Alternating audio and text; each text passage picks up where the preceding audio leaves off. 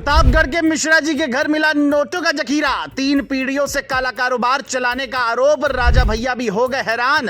Note गिनते गिनते थक गए अफसर। आखिर कौन है प्रतापगढ़ के मिश्रा जी जिन्होंने जमाया था मिर्जापुर के कालीन भैया जैसा भौकाल? अब मुश्किलों में फंसे, पत्नी से लेकर पूरा परिवार परेशान। इस वक्त प्रतापगढ़ जिला सुर्खियों में है क्योंकि एक ऐसी खबर प्रतापगढ़ से सामने आई है जिसने सबको हिलाकर रख दिया है। राजा भैया ने भी सोचा नहीं होगा, उससे भी बड़े नेटवर्क का खुलासा प्रतापगढ़ जिले से हुआ है जिसकी चर्चा पूरे यूपी में हो रही है। सिर्फ यही नहीं, एक वीडियो भी इस नेटवर्क से जुड़ा सोशल मीडिया पर वायरल है जिसमें पुलिस अफसर नोटों की गिनती करते करते थक रहे हैं, जो आपको भी दिखाते हैं। और क्या है पूरा मामला, उस पर भी नजर डालते हैं। दरअसल ये पूरा मामला प्रतापगढ़ के मुंदीपुर गांव में से जुड़ा हुआ है, जहां एक घर ऐसा मिला जिसमें नोटी नोट बिखरे थे। बिस्तर, कुर्सी, फर्श, हर जगह बस पैसे ही पैसे थे, जिसे देखकर पुलिस अफसर भी हैरान रह गए। महिला पुलिस कर्मियों तक को बीच बीच में पसीना पोंछना पड़ा क्योंकि नोट गिनने का काम घंटों नहीं पूरे 20 घंटे चला। बताया जा रहा है कि ये घर प्रतापगढ़ के ड्रग माफिया राजेश मिश्रा का है। जैसे ही खबर सामने आई,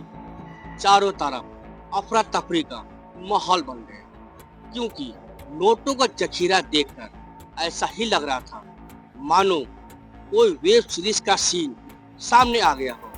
खबरों की माने तो पुलिस की छापेमारी ने इस साम्राज्य की जड़ें खोल करके रख दी हैं। बरामद सामान सिर्फ 2 करोड़ रुपए कैश ही नहीं बल्कि 1 करोड़ की कीमत का गांजा और स्मैक भी मिलने का दावा किया गया। इतना कैश प्रतापगढ़ के इतिहास में पहले कभी नहीं देखा गया। इतनी छोटी छोटी गड्डियों में 10, 20 और 50 के नोट थे कि पुलिस को पूरा दिन गिनने में लग गया। ऐसी खबर है कि मिश्रा जी ने इस काले धन से इस तरह किले में बदल दिया था कि उसे पार करना किसी भी आम इंसान के बस की बात नहीं थी। पुराने और नए घर को चुपचाप जोड़कर एक सुरंगनुमा गलियारा बनाया गया था जिससे पूरे कारोबार को छिपा कर रखा जा सकता था। इस पूरे नेटवर्क की सबसे बड़ी बात यह है कि इसे चलाने वाला राजेश मिश्रा खुद जेल में बंद है, यानी जेल में बैठकर वो करोड़ों की डील करता। और आरोप है कि बाहर उसकी पत्नी रीना मिश्रा पूरा खेल संभालती थी। गांव के लोगों का कहना है कि यह परिवार 3 पीढ़ियों से नशे का कारोबार चला रहा है। पहले पिता, फिर बेटा राजेश और अब बच्चे।